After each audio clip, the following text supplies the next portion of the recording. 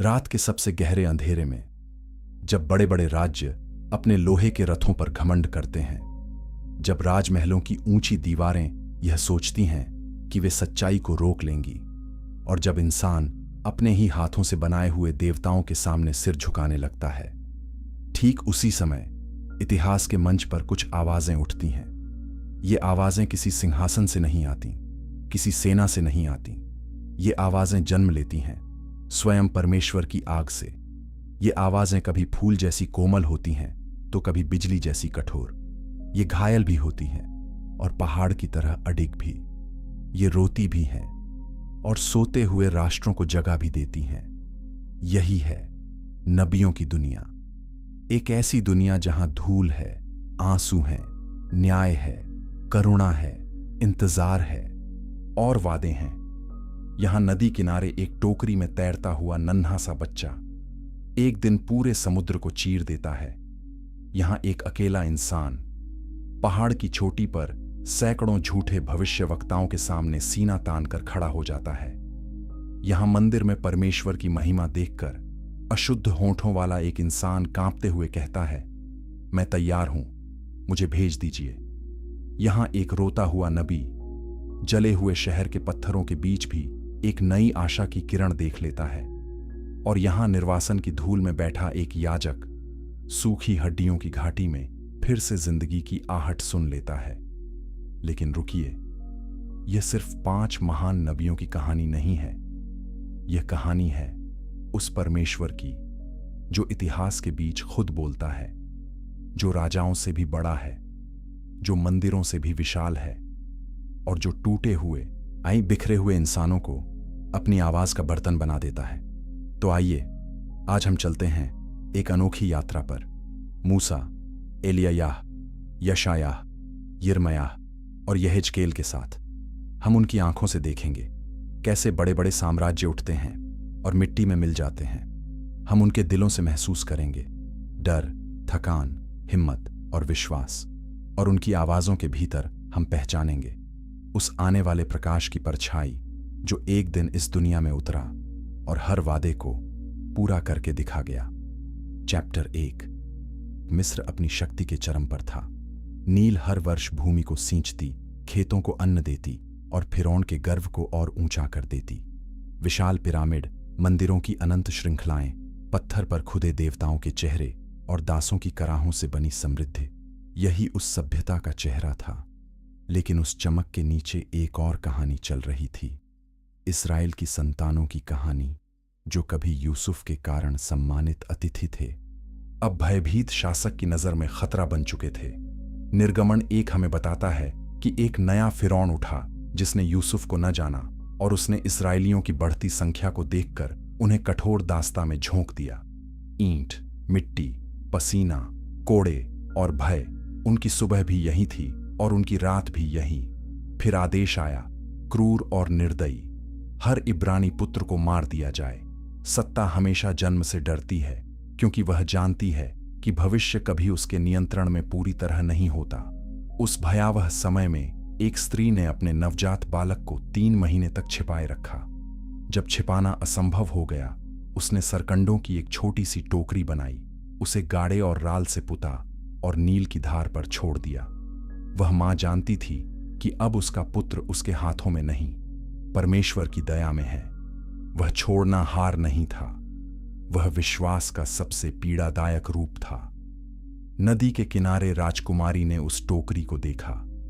शिशु रो रहा था, और उसका रोना केवल भूख का स्वर नहीं था, वह उस इतिहास का उद्घोष था जो अभी खुलना बाकी था। राजकुमारी ने उसे अपना लिया। बालक का नाम मूसा रखा गया, क्योंकि उसे पानी से निकाला गया था। कितना अद्भुत है कि जिसे जल से निकाला गया वही आगे चलकर एक राष्ट्र को जल के बीच से निकालकर स्वतंत्रता तक पहुंचाएगा। परमेश्वर कभी व्यर्थ प्रतीक नहीं रचता, वह बाल्यकाल से ही कथा के भीतर भविष्य की प्रतिध्वनि रख देता है।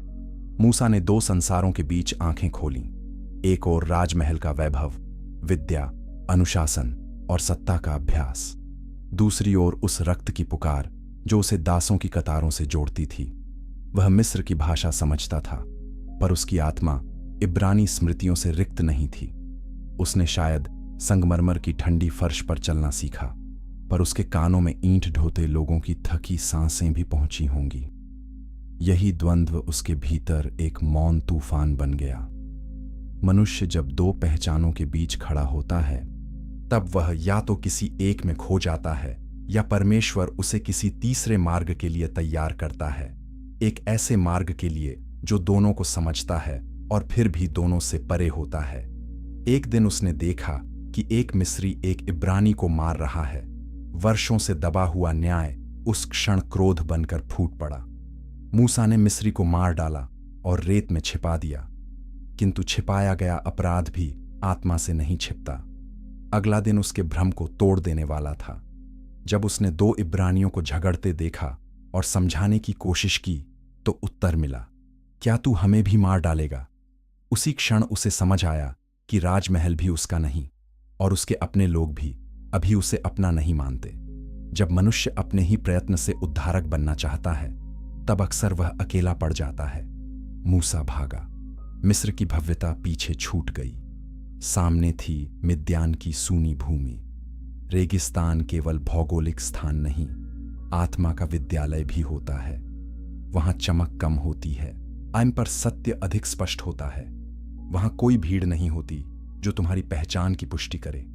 वहां केवल आकाश होता है, हवा होती है और अपने भीतर की आवाज। मूसा, जो कभी महल का पुत्र कहलाता था, अब एक भगोड़ा था। जो राज सत्ता के गलियारों को जानता था, अब भेड़ों के पीछे पीछे पत्थरीली ढलानों पर चलता था। लेकिन परमेश्वर किसी मनुष्य को गिराकर नष्ट करने के लिए नहीं, झुकाकर तैयार करने के लिए भी जंगल में ले जाता है। मिद्यान में उसने यित्रो के घर आश्रय पाया। उसने विवाह किया, परिवार बसाया और वर्षों तक गुमनामी में जीवन बिताया। 40 वर्ष, इतना लंबा समय कि कोई भी सोच सकता था कि उसकी प्रारंभिक कहानी केवल एक असफल शुरुआत थी। किंतु परमेश्वर समय को मनुष्यों की तरह नहीं मापता। वह जल्दी नहीं करता, क्योंकि उसे पकने की कला आती है। एक समय का उतावला युवक अब एक धैर्यवान चरवाहा बन रहा था। भेड़ों को दिशा देना, पानी की खोज करना, धूप और रात की ठंड सहना, खामोश प्रदेशों में सतर्क रहना, ये सब किसी भावी नबी के लिए संयोग नहीं थे। उद्धार से पहले चरवाही का पाठ आवश्यक था। और इस प्रकार जब दुनिया के लिए मूसा का नाम लगभग मिट चुका था, स्वर्ग उसकी अगली पुकार के लिए तैयार हो रहा था। मिस्र में दासों की कराह अब भी उठ रही थी। निर्गमन 2:24 कहता है कि परमेश्वर ने उनकी कराह सुनकर अपनी वाचा को स्मरण किया। इसका अर्थ यह नहीं कि वह पहले भूल गया था। इसका अर्थ है कि इतिहास उस क्षण पर पहुंच गया था जहां दिव्य हस्तक्षेप प्रकट होना था। किसी मां के आंसू, किसी दास की फटी हथेलियां, किसी वृद्ध की आधी रात की प्रार्थना, ये सब व्यर्थ नहीं गए थे। मूसा को अभी यह पता नहीं था, पर वह केवल भेड़ों का चरवाहा नहीं रह जाएगा। जल्द ही वह उस परमेश्वर से मिलेगा जो अग्नि में प्रकट होता है और फिर भी जला नहीं देता। और इस पहले अध्याय का पर्दा यहीं गिरता है। एक शिशु जो मृत्यु से बचाया गया, एक राजपुत्र जो अपने ही आवेग से टूट गया, एक भगोड़ा जो जंगल में नम्र हुआ। पर परमेश्वर की कहानियों में टूटन अंत नहीं होती। अक्सर वही वह स्थान होता है जहां से बुलाहट की असली ध्वनि शुरू होती है। चैप्टर 2। जलती झाड़ी, कठोर फिरौन और विभाजित समुद्र। एक दिन जब मूसा होरेब पर्वत के निकट अपनी ससुराल की भेड़ों को चरा रहा था, उसने एक ऐसा दृश्य देखा जिसने उसके जीवन के समस्त मौन को एक ही क्षण में तोड़ दिया। एक झाड़ी आग में जल रही थी, पर भस्म नहीं हो रही थी। रेगिस्तान में आग असामान्य नहीं थी, पर ऐसी आग जो निगलती नहीं बल्कि प्रकाशित करती है, दिव्य रहस्य की आग होती है। मूसा निकट गया और तभी वह आवाज आई जिसने इतिहास की दिशा बदल दी। मूसा, मूसा। जब स्वर्ग किसी मनुष्य का नाम 2 बार पुकारता है, तब वहां केवल आदेश नहीं होता, वहां निकटता भी होती है। निर्गमन 3 में हम पढ़ते हैं कि प्रभु ने कहा, यहां निकट मत आ, अपने जूते उतार, ना क्योंकि जिस स्थान पर तू खड़ा है वह पवित्र भूमि है। पवित्रता भयभीत भी करती है और आकर्षित भी। मूसा ने अपना मुख ढांप लिया, क्योंकि परमेश्वर को देखना साधारण बात नहीं थी। फिर वाणी आई, मैंने अपने लोगों की दुर्दशा देखी है, उनकी पुकार सुनी है, उनके दुखों को जाना है। यह कथन केवल सांत्वना नहीं, ईश्वरीय चरित्र का उद्घाटन है। स्वर्ग दूर नहीं है, वह पीड़ा को देखता है। और फिर वह वाक्य जो मूसा के शेष जीवन पर अंकित हो गया, अब आ, मैं तुझे फिरौन के पास भेजता हूं। मूसा जिस मिशन से कभी अपनी शक्ति में असफल हुआ था, अब उसी पर परमेश्वर की शक्ति में भेजा जा रहा था। मूसा ने आपत्ति की, मैं कौन हूं? यह प्रश्न हर बुलाहट के भीतर गूंजता है। कभी मनुष्य अपने अहंकार में पूछता है, कभी अपनी हीनता में। मूसा अब राजसी आत्मविश्वास से नहीं, टूटे हुए यथार्थ से बोल रहा था। उसे अपनी सीमाएं याद थीं, उसे अपनी वाणी का संकोच याद था। उसे यह भी याद था कि मिस्र छोड़ते समय वह विजेता नहीं, भगोड़ा था। पर प्रभु ने उसके व्यक्तित्व की प्रशंसा नहीं की, उसने अपनी उपस्थिति का वचन दिया। निर्गमन 3:14 में परमेश्वर अपने को प्रकट करते हुए कहता है, मैं जो हूं सो हूं। यही उत्तर था। कार्य मूसा की सामर्थ्य पर नहीं, उस मैं हूं की उपस्थिति पर टिकेगा। मूसा मिस्र लौटा, उस भूमि में जहां उसकी पुरानी स्मृतियां, उसका अपराध और सत्ता की लोहे जैसी कठोरता उसका इंतजार कर रही थीं। उसके साथ हारून था, पर उससे अधिक महत्वपूर्ण यह था कि उसके साथ परमेश्वर का वचन था। फिरौन के सामने उसका पहला वाक्य किसी राजनैतिक समझौते की भाषा नहीं था। उसने कहा, इस्राएल के परमेश्वर यहोवा ने कहा है, मेरे लोगों को जाने दे। यही नबूवत का मूल है। नबी अपनी बुद्धि नहीं लाता, आइन वह किसी और की आवाज लेकर आता है। और यही कारण है कि नबी का संघर्ष अंततः किसी राजा से नहीं, झूठी प्रभुता से होता है। फिरौन हंसा। उसने उस परमेश्वर को नहीं पहचाना जिसकी वाणी मूसा लाया था। उसने बोझ बढ़ा दिया। दासों के लिए फूस भी स्वयं लाओ और गिनती भी उतनी ही पूरी करो। जब मुक्ति का वचन पहले पहल इतिहास में प्रवेश करता है, तो अक्सर अत्याचार कुछ समय के लिए और अधिक क्रूर हो उठता है। ऐसा मानो अंधेरा स्वयं को बचाने के लिए अंतिम उग्रता दिखाता हो। इस्राएली टूट गए। उन्होंने मूसा को दोष दिया। मूसा स्वयं भी प्रभु के सामने शिकायत लेकर खड़ा हुआ, लेकिन परमेश्वर पीछे न हटा। उसने अपने नाम, अपनी वाचा और अपने उद्देश्य को फिर दोहराया। तब मिस्र पर प्रहार शुरू हुए। जल का रक्त बन जाना, मेंढक, जूं, डांस, पशुधन की मृत्यु, फोड़े, ओले, टिड्डियां, अंधकार और अंततः पहलौठों की मृत्यु। ये केवल चमत्कार नहीं थे, वे मिस्र के देवताओं पर न्याय थे। नील, सूर्य, उर्वरता, पशु, राजवंश, जिस जिस पर मिस्र ने अपना भरोसा रखा था, वही एक एक करके कांप उठा। इस संघर्ष में प्रश्न केवल इतना नहीं था कि दास मुक्त होंगे या नहीं। प्रश्न यह था कि ब्रह्मांड का स्वामी कौन है। हर विपत्ति के साथ फिरौन का हृदय और कठोर होता गया। सत्ता जब आत्मा का देवता बन जाती है, तब वह सत्य से नहीं झुकती, चाहे उसके चारों ओर मृत्यु ही क्यों न छा जाए। और फिर पास्का की रात आई। घरों के चौखटों पर मेमने का लहू लगाया गया। भीतर परिवार जल्दबाजी में भोजन कर रहे थे, कमर कसी हुई, जूते पहने हुए, हाथों में लाठी। यह केवल एक ऐतिहासिक भोजन नहीं था, यह विश्वास का संस्कार था। मुक्ति पहले दरवाजे पर लहू से पहचानी गई, फिर पांवों की गति से। उसी रात मृत्यु मिस्र से होकर गुजरी और अंततः फिरौन ने कहा, जाओ। जो सदियों से बंधे थे वे निकल पड़े। मिस्र से प्रस्थान केवल भौगोलिक निकलना नहीं था, वह दास मानसिकता के विरुद्ध एक लंबी यात्रा की शुरुआत थी। किंतु स्वतंत्रता का पहला प्रभात ही परीक्षा लेकर आया। आगे लाल समुद्र, पीछे फिरौन की सेना। इज़राइल भय से कांप उठा। वे चिल्लाए, क्या मिस्र में कब्रें नहीं थीं कि हमें यहां मरने को लाया गया? यह मानव हृदय की पुरानी आदत है। बंधन का परिचित दुख स्वतंत्रता के अनिश्चित मार्ग से अधिक सुरक्षित लगता है। तब मूसा ने वह वचन बोला जो हर युग के भयभीत लोगों के लिए प्रकाश है। मत डरो, स्थिर रहो और यहोवा का उद्धार देखो। फिर प्रभु के आदेश पर उसने अपनी लाठी समुद्र पर बढ़ाई और जल 2 भागों में बंट गया। रात के अंधेरे में, हवाओं के शोर के बीच, जल की दीवारों के बीच से लोग चले। उनके पैरों के नीचे सूखी भूमि थी, पर उनके हृदय में अविश्वास और आश्चर्य साथ साथ धड़क रहे थे। कौन जानता है कि उस राह पर चलते हुए कितनी माताओं ने अपने बच्चों को और कसकर पकड़ा होगा, कितने वृद्धों ने कांपते स्वर में प्रार्थना की होगी, और कितनों ने पहली बार जाना होगा कि परमेश्वर केवल विचार नहीं, हस्तक्षेप करने वाली वास्तविकता है। जब मिस्री सेना पीछे आई, जल लौट आया, और जो शक्ति अजेय लगती थी वह उसी समुद्र में डूब गई जिसे परमेश्वर ने अपने लोगों के लिए मार्ग बना दिया था। किनारे पर गीत उठा। निर्गमन 15 में मूसा और मिर्यम ने गाया कि यहोवा ने घोड़े और उसके सवार को समुद्र में फेंक दिया है। लेकिन मुक्ति का गीत गाने वालों के लिए आगे भी यात्रा लंबी थी।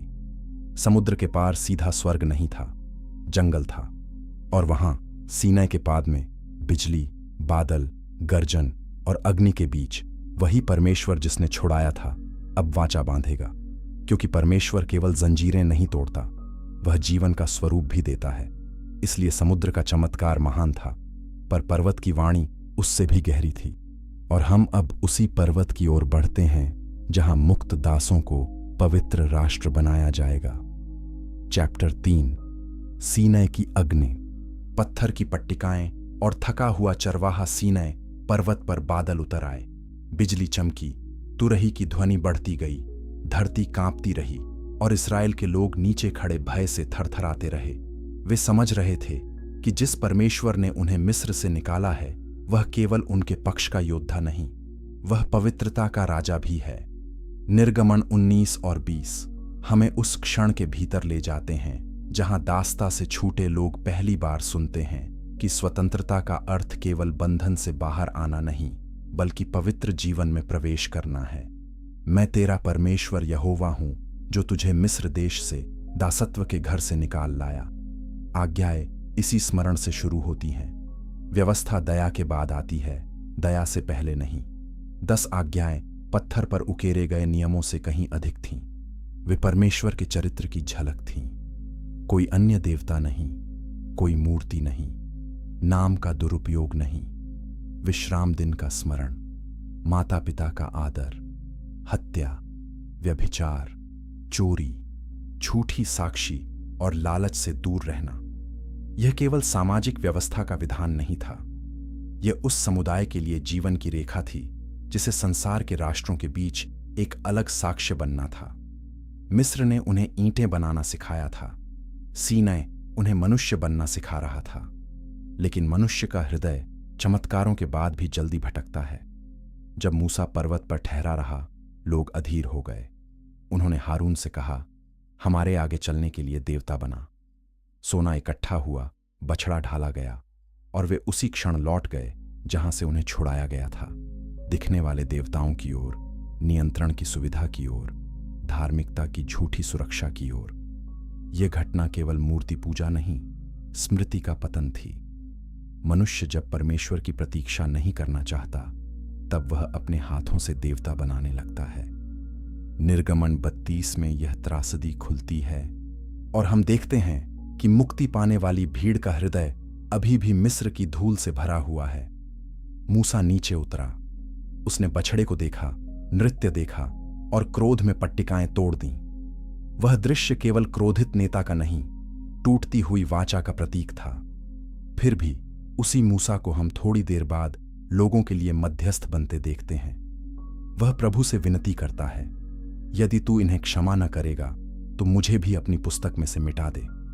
यही नेतृत्व का सबसे गहरा स्वरूप है। जो व्यक्ति व्यवस्था लेकर आता है वही करुणा के लिए भी खड़ा होता है। मूसा केवल आदेश देने वाला नहीं था, वह टूटे हुए लोगों का भार अपने भीतर महसूस करता था। उसने परमेश्वर की महिमा भी चाही। निर्गमन 33 में उसका साहसी निवेदन सुनाई देता है, मुझे अपनी महिमा दिखा। और प्रभु ने उसे अपनी दया, अनुग्रह और सत्य के नाम से उत्तर दिया।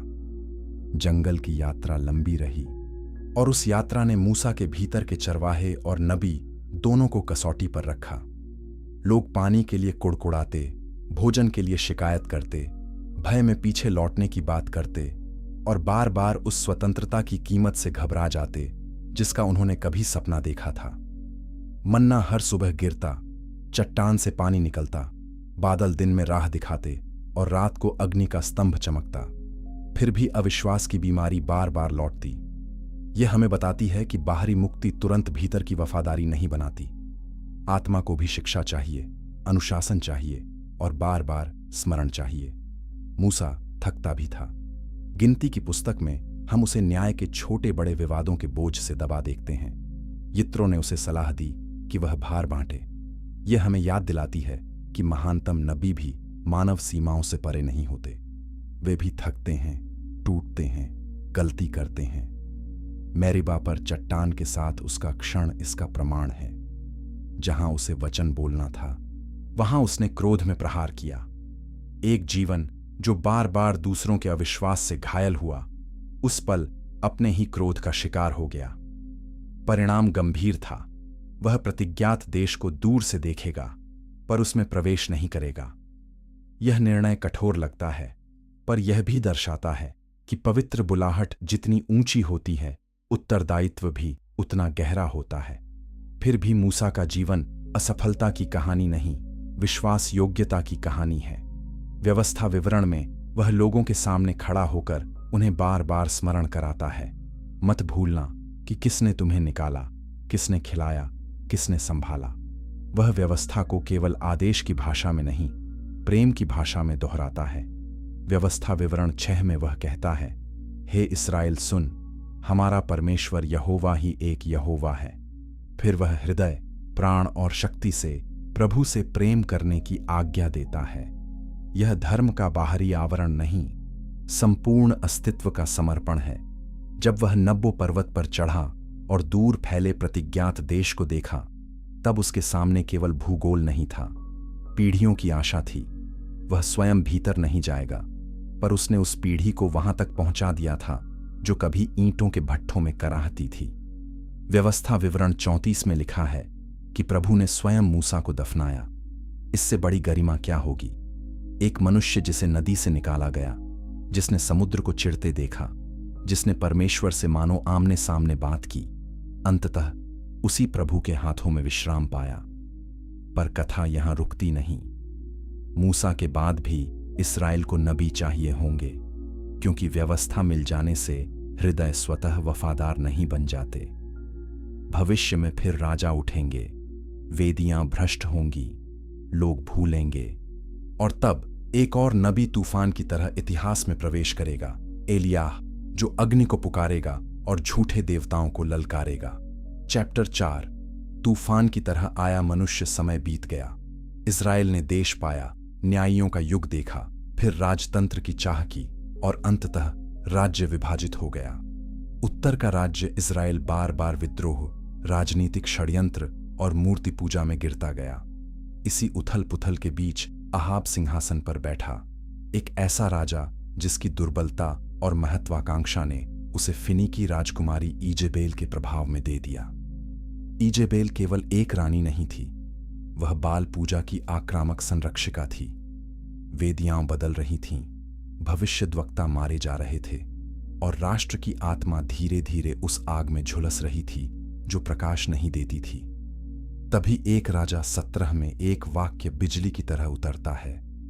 गिलाद का तिशबी एलियाह अहाब से कहने लगा, हम उसके जन्म, परिवार, शिक्षण, आरंभिक जीवन के बारे में बहुत कम जानते हैं, मानो वह इतिहास की औपचारिक भूमिका से नहीं, सीधे परमेश्वर के आदेश से प्रकट हुआ हो। उसने राजा से कहा कि इस्राएल के परमेश्वर यहोवा के जीवन की शपथ, मेरी आज्ञा के बिना इन वर्षों में न ओस पड़ेगी न वर्षा।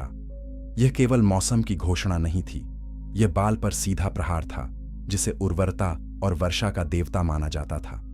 एलियाह ने कह दिया, जिसे तुम वर्षा का स्वामी कहते हो, वह मौन रहेगा, क्योंकि आकाश की कुंजी किसी मूर्ति के पास नहीं, जीवित परमेश्वर के पास है। सूखा पड़ा, नदियां सिकुड़ गईं, खेत फटने लगे, पशुधन मरने लगा और राज दरबार की चमक के पीछे छिपी हुई आध्यात्मिक सड़न अब राष्ट्रीय संकट बन गई।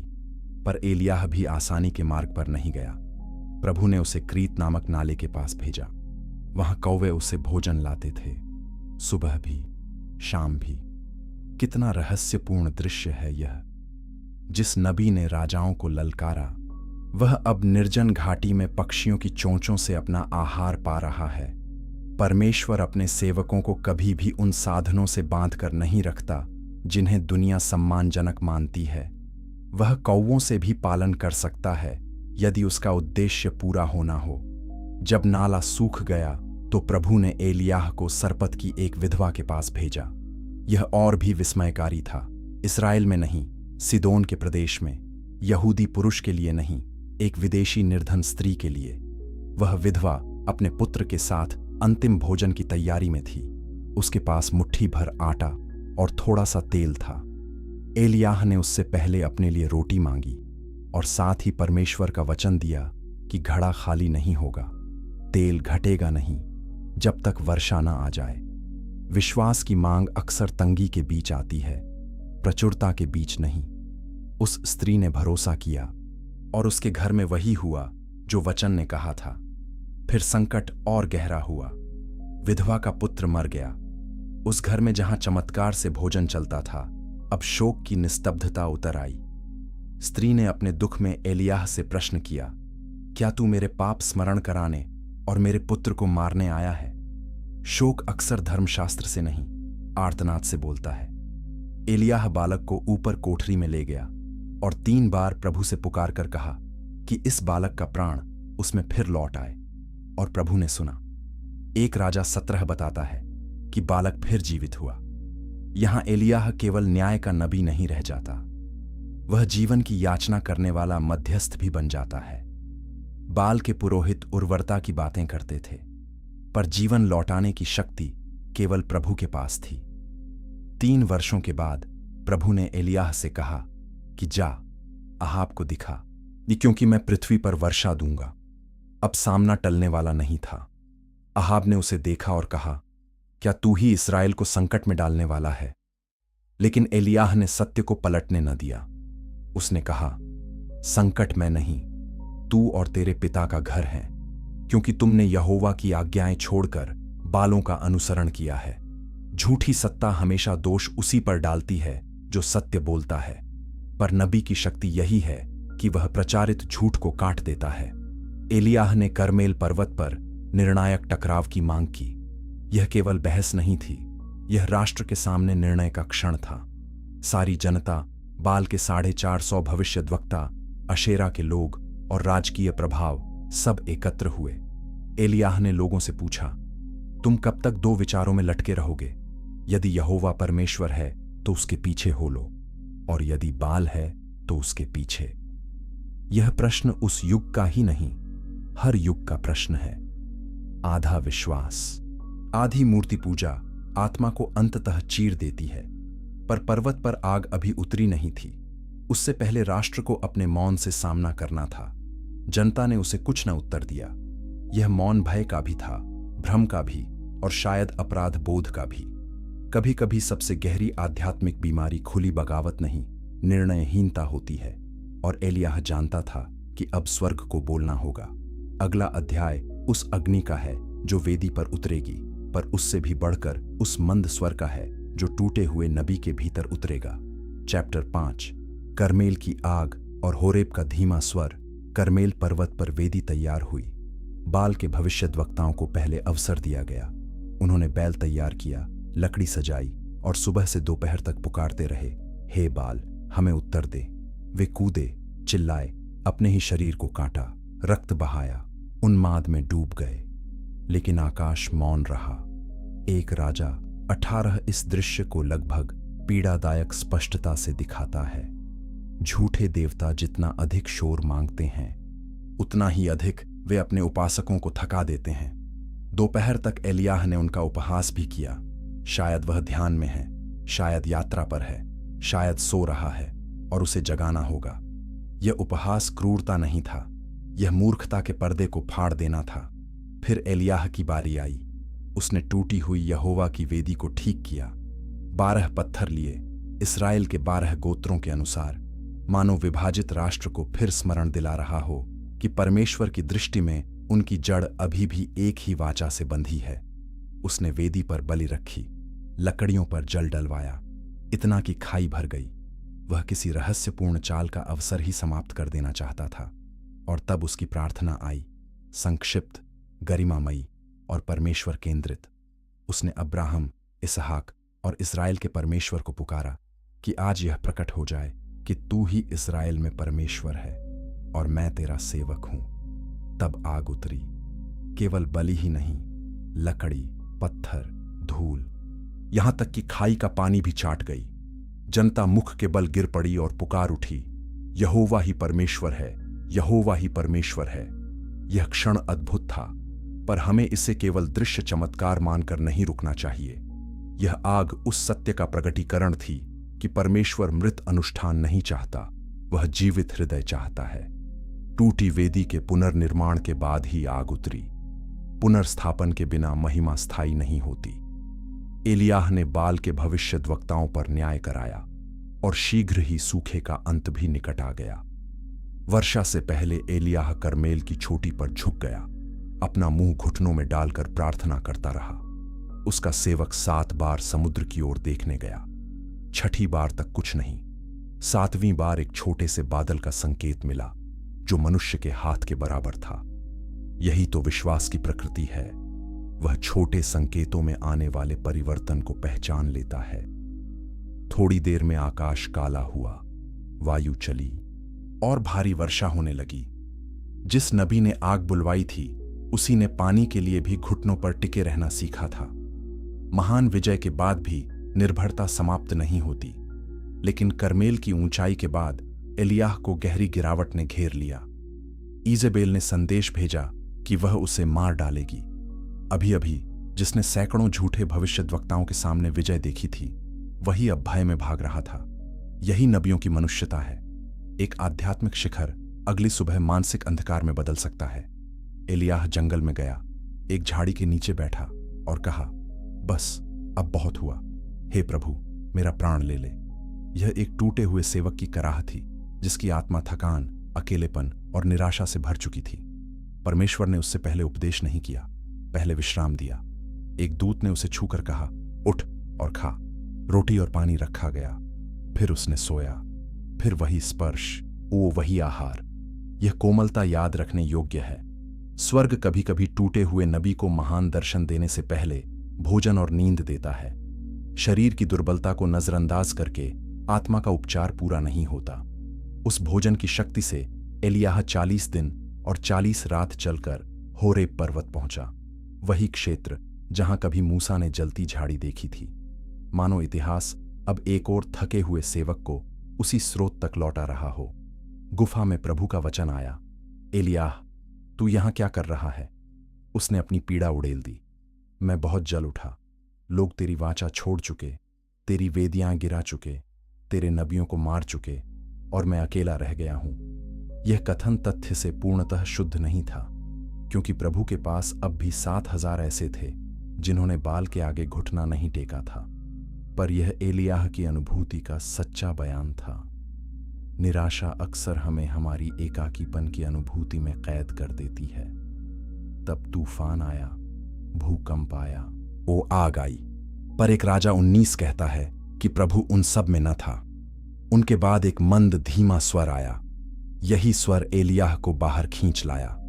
परमेश्वर केवल करमेल की आग में नहीं, होरेब की निस्तब्धता में भी मिलता है। वह प्रचंडता का स्वामी है, पर वह मौन की गहराई में भी आत्मा को पुनर्स्थापित करता है। उस धीमे स्वर में आदेश भी था, दिशा भी, और यह स्मरण भी कि एलियाह अकेला नहीं है।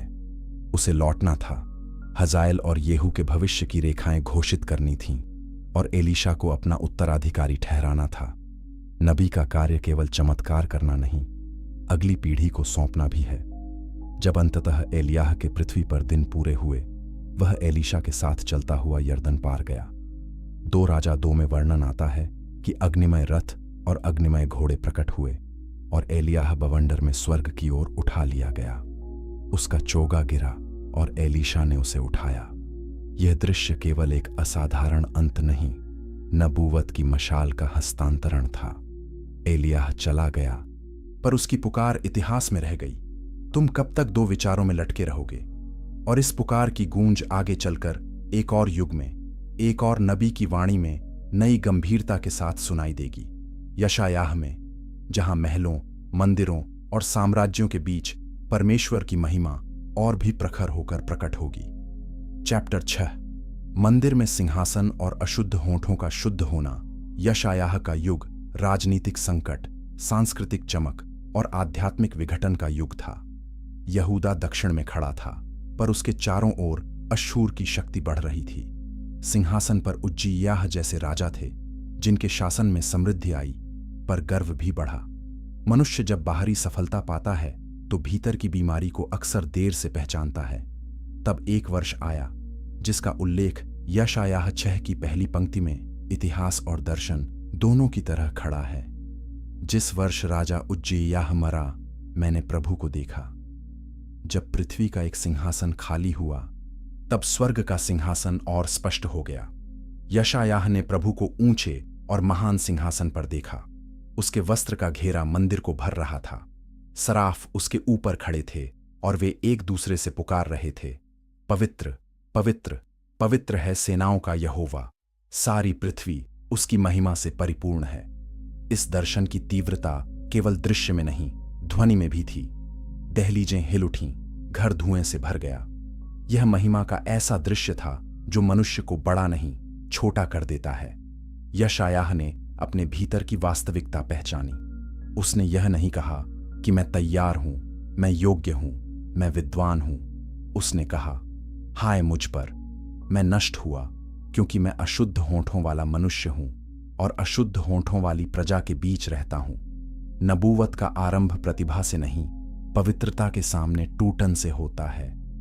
यशायाह ने पहले लोगों के पाप देखे होंगे, राजाओं की त्रुटियां, समाज की विकृतियां, पर जब उसने प्रभु को देखा, तब सबसे पहले उसने अपना ही दोष देखा। यही सच्चे दर्शन की पहचान है। सराफ वेदी से एक जलता हुआ अंगारा लेकर आया और उसके होठों को छूकर कहा, तेरा अधर्म दूर हो गया, तेरा पाप मिट गया। शुद्ध के बिना बुलाहट अधूरी है। परमेश्वर अशुद्ध मनुष्य को केवल दोषी ठहराने के लिए उजागर नहीं करता, वह उसे शुद्ध करके अपना दूत बनाना चाहता है। तब वाणी आई, मैं किसे भेजूं और हमारी ओर से कौन जाएगा? यशायाह ने उत्तर दिया, मैं यहां हूं, मुझे भेज। यह उत्तर साहसी है, पर इसके पीछे अभी अभी मिली दया खड़ी है। जिसने क्षमा का स्पर्श पाया है, वही सच्चे अर्थ में भेजे जाने को तैयार हो सकता है। लेकिन संदेश आसान नहीं था। उसे ऐसे लोगों के पास भेजा जाना था जो सुनकर भी न सुने, देखकर भी न समझें। यह नबी के लिए दर्दनाक नियति है। वह जितना स्पष्ट बोले, उतना ही उसकी प्रजा की कठोरता उजागर हो। फिर भी नबी बोलता है, नहीं, क्योंकि सत्य का दायित्व परिणाम की तात्कालिक सफलता से बड़ा होता है। यशायाह का संसार केवल आध्यात्मिक रूपकों का संसार नहीं था। वह राजाओं के दरबारों, अंतर्राष्ट्रीय भय, सैन्य गठबंधनों और राजनैतिक मूर्खताओं के बीच खड़ा नबी था। उसके समय में अराम और उत्तरी राज्य ने यहूदा पर दबाव डाला। राजा आहाज भयभीत था। उसे लगा कि बड़े साम्राज्य अश्शूर से गठजोड़ करके वह बच जाएगा। भय में लिया गया राजनैतिक निर्णय अक्सर आत्मिक दास्ता का द्वार खोलता है। तब यशायाह राजमार्ग पर उससे मिलने गया। उसने उसे कहा कि शांत रह, मत डर।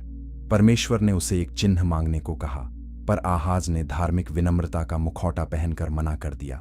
तब नबी ने स्वयं कहा कि देखो, एक कुंवारी गर्भवती होगी और पुत्र जनेगी और उसका नाम इम्मानुएल होगा। इम्मानुएल अर्थात परमेश्वर हमारे साथ। यह केवल एक तात्कालिक ऐतिहासिक सांत्वना नहीं, एक ऐसी प्रतिज्ञा थी जिसकी गहराई आगे चलकर और खुलनी थी। यशायाह के शब्द अक्सर वर्तमान संकट और भविष्य की महान पूर्ति को एक ही दृष्टि में बांधते हैं। यही नबी का रहस्य है। वह केवल अपने समय का संवाददाता नहीं होता, वह आने वाले युगों की सुबह भी देखता है। यशायाह 9 में वह अंधकार में बैठे लोगों के लिए ज्योति की बात करता है। वह कहता है कि एक बालक हमारे लिए उत्पन्न हुआ है, एक पुत्र हमें दिया गया है और प्रभुता उसके कंधे पर होगी। वह उसे अद्भुत युक्ति करने वाला, पराक्रमी परमेश्वर, अनंतकाल का पिता और शांति का राजकुमार कहता है। इस भाषा की महिमा साधारण राजदरबारी प्रशंसा से कहीं अधिक है। यशायाह केवल आशा का नबी नहीं था, वह न्याय की आग भी लिए हुए था। उसने उन लोगों को धिक्कारा जो मुंह से धर्म की बातें करते थे पर न्याय को कुचलते थे। उसने लोभ, अन्याय, ढोंगी उपासना, रिश्वत, शराबी नेतृत्व और गरीबों की उपेक्षा के विरुद्ध वचन बोले। यशायाह 1 में प्रभु कहता है कि मैं तुम्हारे बलिदानों से ऊब गया हूं। सीखो भलाई करना, न्याय ढूंढो, अंधेर के पीड़ित का न्याय करो, अनाथ का हक रखो, विधवा की पैरवी करो। यह संदेश हर युग के धार्मिक समाजों को चीर देता है। उपासना यदि न्याय से अलग हो जाए तो वह स्वर्ग को प्रिय नहीं होती। फिर भी यशायाह की आवाज केवल आरोप की नहीं रहती। न्याय के बाद वह आशा की ओर मुड़ता है। यशायाह 2 में वह उस दिन की बात करता है जब राष्ट्र यहोवा के पर्वत की ओर उमड़ेंगे और तलवारें हल के फाल बन जाएंगी। वह एक ऐसे भविष्य को देखता है जहां परमेश्वर की शिक्षा युद्ध से अधिक शक्तिशाली होगी। यह आशा किसी राजनीतिक आदर्शवाद की नहीं, दिव्य शासन की आशा है। मानव इतिहास के घाव इतने गहरे हैं कि उन्हें केवल नीतियां नहीं, उद्धार चाहिए। यशायाह के जीवन में नबी होना चमकता हुआ मंच नहीं, आए भारी बोझ था। उसे ऐसे समय में सत्य बोलना था जब लोग कोमल और सुविधाजनक शब्द सुनना चाहते थे। उसके वचन दरबार के लिए असुविधाजनक थे, राष्ट्र के लिए दर्पण थे और विश्व इतिहास के लिए भविष्य का संकेत। उसने महिमा देखी, शुद्धि पाई, बुलाहट स्वीकार की और अब उसे उस पथ पर चलना था जहां हर कदम पर मानव सत्ता और दैवी सत्य का टकराव होता। अगले अध्याय में हम उसे आहाज और हिजकिय्याह के दिनों में देखेंगे, जहां भय, घेराबंदी, विश्वास और प्रतिज्ञा की परीक्षा साथ साथ चलती है। चैप्टर 7। राजाओं के बीच खड़ा नबी आहाज का हृदय कांप रहा था, जैसे वन के वृक्ष हवा में कांपते हैं। जब राजा भयभीत हो तो पूरा राष्ट्र अस्थिर हो जाता है। अराम और उत्तरी इस्राएल की धमकी वास्तविक थी, किंतु उससे बड़ा संकट यह था कि यहूदा का राजा अपने भय के कारण गलत आश्रय खोज रहा था। यशायाह उसे बार बार यह समझाना चाहता था कि मनुष्य की चालाकी वहां विफल हो जाती है जहां विश्वास की आवश्यकता होती है। परमेश्वर ने उसे आश्वस्त किया कि यह षड्यंत्र स्थायी नहीं रहेगा, पर आहाज ने सुनने के बजाय अश्शूर की ओर झुकना पसंद किया। इतिहास बताता है कि जिस साम्राज्य से उसने सहायता मांगी वही बाद में बोझ बन गया। यही मूर्ति पूजा की राजनीति है। जो शक्ति तुम्हें बचाने का वादा करती है वही अंततः तुम्हारी स्वतंत्रता को निगल जाती है। यशायाह के संदेश का केंद्र केवल भय मत कर नहीं था, उसका केंद्र यह था कि यदि तुम विश्वास नहीं करोगे तो स्थिर भी न रहोगे। विश्वास भावुक आशावाद नहीं, वास्तविक स्थिरता की जड़ है। नबी यह देख रहा था कि यहूदा की समस्या सेनाओं से पहले आत्मा की थी। जब राष्ट्र अपने परमेश्वर पर भरोसा छोड़ देता है तब वह हर नई शक्ति के सामने झुकता है। आहाज ने मंदिर के स्थान पर विदेशी वेदी के ढांचे को पसंद किया। यह केवल राजनैतिक भूल नहीं, आध्यात्मिक आत्मसमर्पण था। यशायाह ऐसे समय में खड़ा रहा जब उसके शब्द शायद राजमहल की गणनाओं में अव्यावहारिक लगते थे, पर वही शब्द इतिहास के भीतर सच्चे सिद्ध हुए। फिर समय हिजकिय्याह का आया। वह अपने पिता से अलग प्रकृति का राजा था। उसने सुधार किए, मूर्तियों को तोड़ा और प्रभु की ओर लौटने का प्रयास किया, पर उसका युग भी संकट से खाली नहीं था। अश्शूर, जो राष्ट्रों को एक एक करके कुचलता चला आ रहा था, अब यहूदा के दरवाजे पर था। सेनाखेरीब की सेना ने नगरों को गिराया और यरूशलेम को घेर लिया। अश्शूरी प्रतिनिधि रबशाके ने दीवारों के सामने खड़े होकर उपहास, भय और झूठ का युद्ध छेड़ा। उसने कहा, क्या तुम्हारा परमेश्वर तुम्हें बचाएगा? क्या किसी और राष्ट्र के देवताओं ने उन्हें अश्शूर से छुड़ाया? यह चुनौती केवल यहूदा को नहीं, प्रभु की महिमा को दी जा रही थी। हिजकिय्याह ने पत्र प्रभु के सामने फैलाया। यह कितना गहन दृश्य है। एक राजा जो अपने राजनीतिक संकट को मंदिर में लाकर ईश्वर के सामने खोल देता है। उसने कहा, हे सेनाओं के यहोवा, तू ही परमेश्वर है, तू पृथ्वी के सभी राज्यों का परमेश्वर है। अब हमारी रक्षा कर ताकि सब राज्य जान लें कि तू ही यहोवा है। तब यशायाह का वचन आया। उसने अश्शूर के गर्व पर न्याय घोषित किया। उसने कहा कि यह नगर बचेगा न तुम्हारे बल से न तुम्हारी चतुराई से, बल्कि प्रभु के नाम के कारण। और उसी रात प्रभु का दूत अश्शूर की सेना में निकला। सुबह वे मृत पड़े थे। जो शक्ति अजेय लगती थी वह एक रात में मौन हो गई। इतिहास के सबसे शक्तिशाली साम्राज्यों का भी श्वास परमेश्वर की अनुमति से ही चलता है। हिजकिय्याह की कथा में एक और गहराई है। जब वह बीमार पड़ा, यशायाह उसके पास मृत्यु का संदेश लेकर आया, पर राजा ने दीवार की ओर मुंह करके प्रार्थना की और प्रभु ने उसके जीवन में वर्ष जोड़ दिए। समय, स्वास्थ्य, राहत, सब कुछ दया के क्षेत्र में आता है, लेकिन मनुष्य का हृदय विचित्र है। वही हिजकिय्याह जिसने संकट में प्रभु पर भरोसा किया था, बाद में बाबेल के दूतों को अपना धन और भंडार दिखाने लगा। यशायाह ने इसमें भविष्य के निर्वासन की छाया देखी। इससे पता चलता है कि एक सही राजा भी पूरी तरह अंतिम आशा नहीं हो सकता।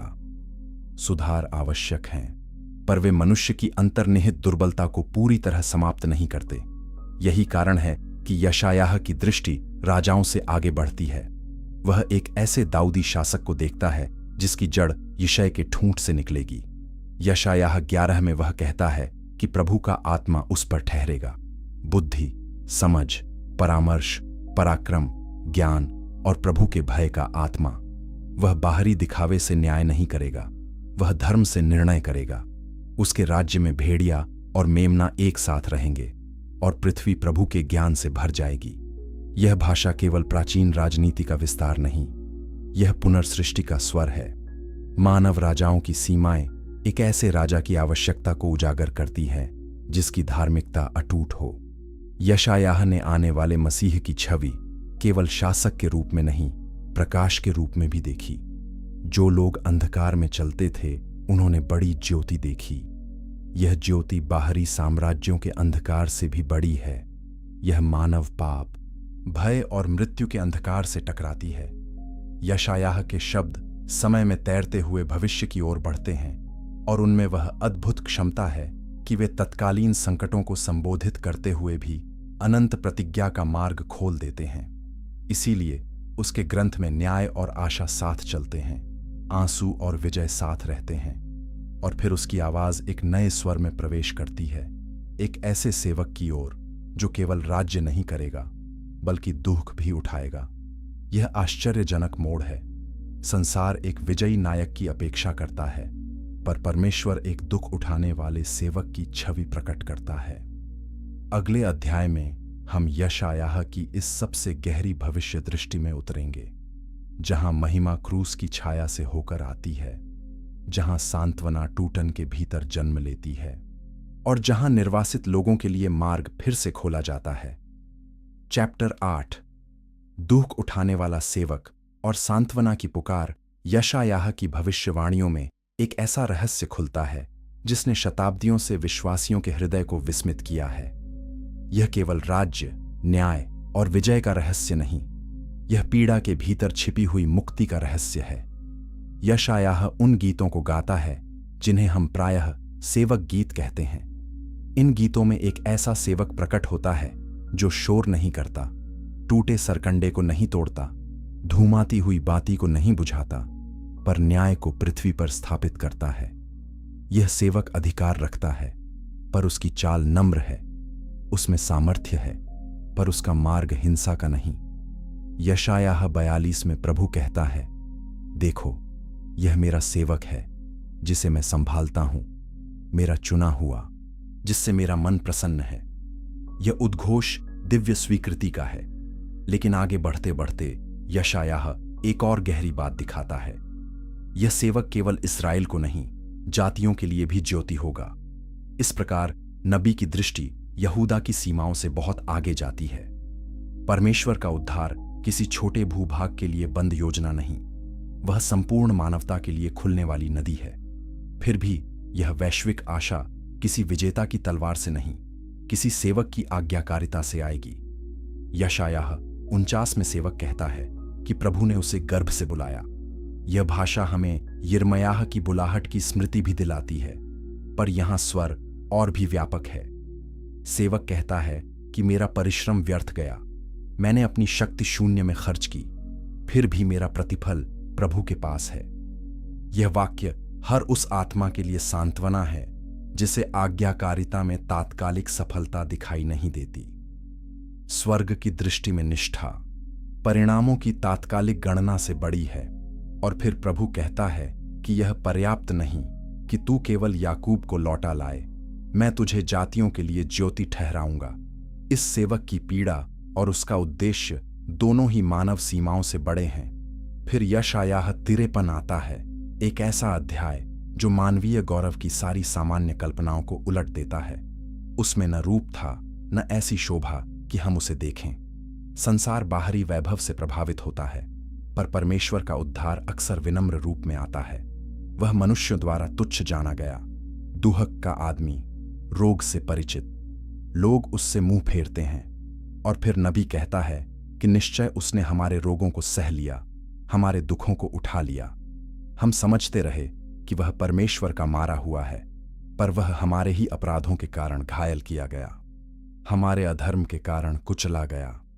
हमारी शांति के लिए जो ताड़ना उस पर पड़ी, उसके कोड़ों से हम चंगे हुए।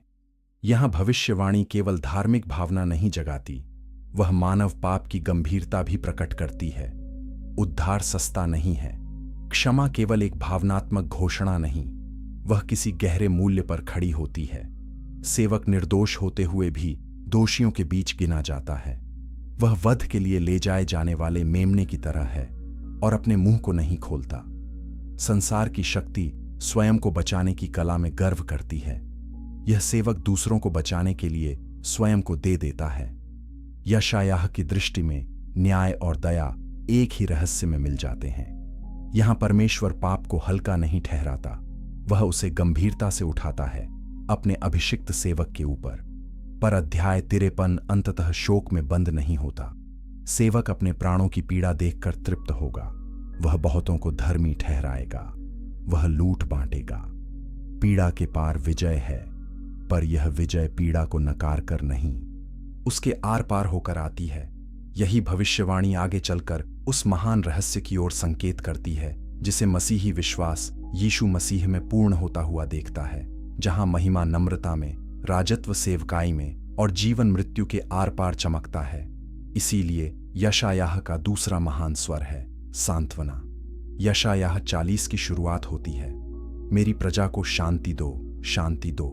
जो लोग निर्वासन, पराजय, टूटन और अपराध बोध के बीच खड़े होंगे, उनके लिए यह शब्द भविष्य की सुबह बनेंगे।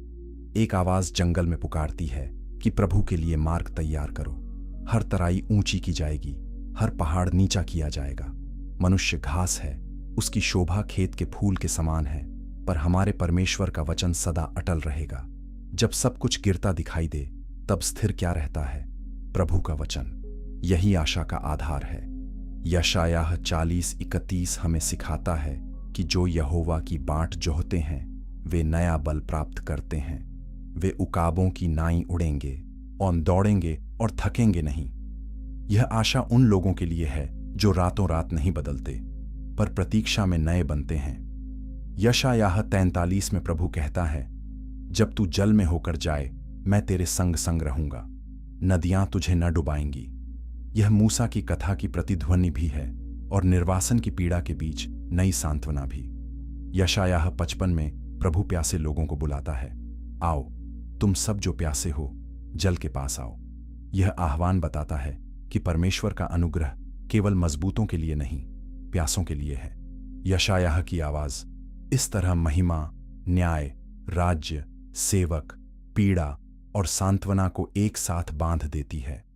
उसने ऐसे भविष्य की खिड़की खोली जिसमें परमेश्वर का अंतिम उत्तर केवल दंड नहीं, उद्धार है। केवल राष्ट्र की रक्षा नहीं, हृदय का परिवर्तन है। केवल सिंहासन नहीं, वो क्रूस का रहस्य भी है। पर इतिहास अभी इस आशा के योग्य नहीं दिखता, क्योंकि यरूशलेम में एक और नबी उठेगा, यिर्मयाह, जो इस शहर के टूटने को अपनी आंखों से देखेगा और जिसकी आत्मा आंसुओं की भाषा में भविष्यवाणी करेगी। चैप्टर 9। गर्भ से बुलाया गया रोता हुआ नबी यिर्मयाह का समय यहूदा के अंतिम दिनों का समय था। एक ऐसा युग जब चेतावनियां बढ़ रही थीं, पर हृदय कठोर होते जा रहे थे। राजनीतिक क्षितिज पर बाबेल उठ रहा था, भीतर से न्याय भ्रष्ट था, उपासना ढोंग में बदल रही थी और लोग इस भ्रम में जी रहे थे कि मंदिर की उपस्थिति ही उन्हें सुरक्षित रखेगी। चाहे उनका जीवन कितना भी वाचा विरोधी क्यों न हो। ऐसे समय में एक युवा मनुष्य के भीतर प्रभु की आवाज उतरी। यिर्मयाह 1 में लिखा है कि प्रभु का वचन उसके पास आया, तुझे गर्भ में रचने से पहले मैं तुझे जानता था, जन्म से पहले मैंने तुझे अलग ठहराया, मैंने तुझे जातियों का नबी ठहराया। यह बुलाहट उसकी योग्यता से पहले, उसके जन्म से पहले, उसके आत्मविश्वास से पहले थी। यिर्मयाह ने तुरंत उत्साह से उत्तर नहीं दिया। उसने कहा, हाय प्रभु यहोवा, मैं बोलना नहीं जानता क्योंकि मैं तो बालक हूं। यह संकोच केवल उम्र का नहीं था, वह उस बोझ की गंभीरता को पहचान रहा था जो उसके सामने रखा जा रहा था। प्रभु ने उसे आश्वस्त किया, मत कह कि मैं बालक हूं, जिनके पास मैं तुझे भेजूंगा उनके पास तू जाएगा, जो मैं तुझे आज्ञा दूंगा वहीं तू कहेगा। फिर प्रभु ने अपना हाथ बढ़ाकर उसके मुख को छुआ और कहा कि मैंने अपने वचन तेरे मुंह में डाले। यह वही पैटर्न है जिसे हमने मूसा और यशायाह में भी देखा। मनुष्य की अपर्याप्तता, परमेश्वर का स्पर्श और फिर कठिन बुलाहट। यिर्मयाह को 2 दर्शन दिए गए, बादाम की डाल और उबलती हुई हांडी। बादाम का वृक्ष जल्दी जागता है। प्रभु ने कहा, मैं अपने वचन को पूरा करने के लिए जाग रहा हूं। उबलती हांडी उत्तर से झुक रही थी, न्याय उत्तर से आएगा। यह नबी का प्रारंभ था। एक हाथ में दिव्य निगरानी का आश्वासन, दूसरे हाथ में आने वाले संकट की भयानक छाया। उसे कहा गया कि कमर कस, खड़ा हो, जो कुछ मैं कहूं वह कह। लोगों के चेहरों से मत घबरा। देख, आज मैंने तुझे गढ़वाले नगर, लोहे का खंभा और कांसे की दीवार बना दिया है। यह चित्रण बताता है कि नबी को कोमल हृदय और कठोर रीढ़ दोनों चाहिए। यिर्मयाह का प्रारंभिक संदेश विश्वासघात की भाषा से भरा है। प्रभु अपनी प्रजा को स्मरण दिलाता है कि मैंने तुझे जवानी के प्रेम में, जंगल में साथ चलने में याद रखा, पर इस्राएल ने जीवित जल के सोते को छोड़कर अपने लिए टूटी हुई हौदें खोदी जो पानी नहीं रख सकती। यिर्मयाह 2 का यह चित्र आज भी मानव आत्मा का सटीक चित्र है। हम अक्सर उस परमेश्वर को छोड़ देते हैं जो जीवित जल देता है, और ऐसे विकल्प बना लेते हैं जो देखने में आकर्षक होते हैं पर भीतर से रिक्त। यही मूर्ति पूजा का हृदय है, प्रतिस्थापन। और प्रतिस्थापन जितना सुंदर दिखे, अंततः उतना ही सूखा साबित होता है। यिर्मयाह ने मंदिर के द्वार पर खड़े होकर प्रसिद्ध उपदेश दिया। उसने लोगों से कहा कि यहोवा का मंदिर, यहोवा का मंदिर कहने से कुछ नहीं होगा। यदि तुम परदेशी, अनाथ और विधवा पर अत्याचार करते हो, यदि तुम चोरी, हत्या, व्यभिचार, झूठी शपथ और मूर्ति पूजा में लगे रहते हो। यह संदेश धार्मिक आत्मसंतोष पर हथौड़े की चोट था। लोग मंदिर को ताबीज की तरह पकड़े हुए थे। वे सोचते थे कि बाहरी धार्मिक संरचना उनके नैतिक और आध्यात्मिक पतन को ढक लेगी। पर यिर्मयाह कह रहा था, यदि मार्ग नहीं बदलता तो भवन भी नहीं बचाएगा। परमेश्वर की उपस्थिति को कभी भी यांत्रिक सुरक्षा योजना में नहीं बदला जा सकता। इस सत्य ने उसे प्रिय नहीं बनाया। पुजारी, भविष्यद्वक्ता, अधिकारी सभी उससे खिन्न रहने लगे। वह षड्यंत्रों का लक्ष्य बना। लोग उसके वचन को देशद्रोह, निराशावाद और अशुभ भविष्यवाणी समझते थे। पर यिर्मयाह जानता था कि सच्चा प्रेम कभी कभी सबसे कठोर चेतावनी बनकर बोलता है। यदि नगर सो रहा हो और आग लगी हो तो जो चिल्लाता है वह विनाश का कारण नहीं, वह प्रेम का अंतिम सेवक है। यही कारण है कि यिर्मयाह का स्वर केवल गुस्से का स्वर नहीं, विलाप का स्वर भी है। वह अपने लोगों पर आने वाले न्याय को देखकर प्रसन्न नहीं होता, वह उससे टूटता है। उसका निजी जीवन भी बुलाहट से चिह्नित था। उसे विवाह न करने को कहा गया, एक चिन्ह के रूप में कि आने वाला समय आनंद के सामान्य चक्रों को तोड़ देगा। उसके लिए यह केवल वैयक्तिक त्याग नहीं, सार्वजनिक संदेश भी था। उसका जीवन स्वयं भविष्यवाणी का भाग बन गया। उसने कमरबंद, घड़ा, जुए और खरीदी गई जमीन जैसे चिह्नात्मक कर्मों के माध्यम से संदेश दिए। वह केवल बोलता ही नहीं था, वह अपने शरीर, समय और परिस्थितियों से भी ईश्वरीय वाणी को मूर्त रूप देता था। और फिर भी जितना अधिक वह बोलता, उतना ही अधिक अकेला पड़ता गया। लोग उसकी हंसी नहीं, उसकी चेतावनी याद रखते थे। मित्र दूर हुए, शत्रु निकट आए। उसके सामने प्रश्न था, क्या मैं चुप रहूं? क्या यह बोझ और उठाऊं? इसी तनाव में उसकी आत्मा से वे शब्द निकले जिन्हें हम उसकी स्वीकारोक्तियां कहते हैं। यहीं यिर्मयाह हमसे सबसे अधिक मानवीय हो उठता है। वह संदेह, पीड़ा, निराशा और फिर भी परमेश्वर की ओर लौटने के संघर्ष को छिपाता नहीं। अगले अध्याय में हम उसी रोते हुए नबी के भीतर उतरेंगे, जहां यरूशलेम का पतन, राख, विलाप और नई वाचा की अप्रत्याशित आशा साथ साथ जन्म लेती है।